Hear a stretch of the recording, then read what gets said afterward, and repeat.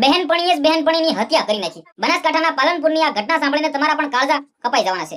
જે આ મિત્રો વાત કીધો તો તમારા ઘરે પણ કામ કરવા વાળી આવે છે. હવે આ બેનના ઘરે, શાંતાબેનના ઘરે તો છેલ્લા 15 વર્ષથી રેખાબેન નામની યુવતી છે, એ કામ કરવા માટે આવતી હતી. બંનેના સારા એવા સંબંધ પણ હતા. 15 વર્ષથી કામ કરી રહી હતી. હવે આમની અંદર જે ઘટના ઘટી છે, 35 લાખ રૂપિયા અને 80 તોલા સોનું શાંતાબેને રેખાબેન જે કામ કરવા વાળી આવતી હતી તેને આપેલું હતું. અને આ મામલેથી પોતાની બહેનપણીની જ હત્યા કરી નાખી.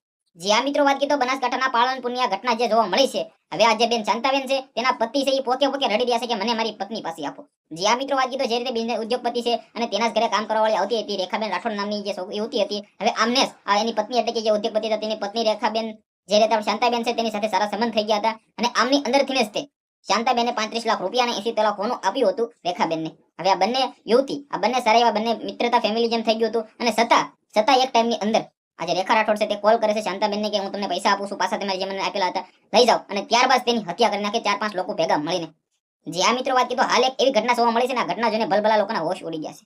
તમને વિશ્વાસ નહીં આવે કે છેલ્લા 3 દિવસથી આ યુવતી ગુમ હતી. હવે તેની લાશ મળે છે એક ગટર જેવાતું પુલ હતું તેની નીચેથી. અને પોતાનો પતિ રડી રહ્યો છે પોકે કે મારી પત્ની મને પાછી આપ.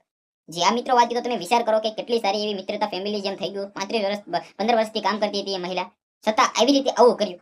હાલ આની ફેમિલી એટલે કે જે શાંતાબેન છે તેના પરિવારના લોકો એવું કહી રહ્યા છે કે જ્યાં સુધી આ જે કર્યું છે, હત્યા કરી નાખી છે, તેનો વરઘોડો કાઢવામાં ન આવે, તેને સજા મળવામાં ન આવે ત્યાં સુધી અમે લાશને પણ નહીં અડીએ. જે આ મિત્રો વાત કીધા ઘટના છે હાલ સોશિયલ મીડિયામાં વાયરલ થઈ છે. તમારા બધા લોકો આ ઘટના વિશે શું કેવું છે વિડીયો બંને એટલો શેર કરી ફોલો કરી સબસ્ક્રાઇબ અવશ્ય કરી દેજો જેથી હું તમારા સમક્ષ પહેલે પરની જાણકારી લાવતો રહું. હવે શું થાય છે આવનારા ટાઈમની અંદર શું થાય છે જે પણ થશે તમારા સમક્ષ જાણકારી લેવીશ. આજના વિડીયોમાં ત્યાં જ મેં આપણે એક નવો વિડીયો મળશે. બધા લોકોને દિલથી ધન્યવાદ. જય હિન્દ, જય ભારત.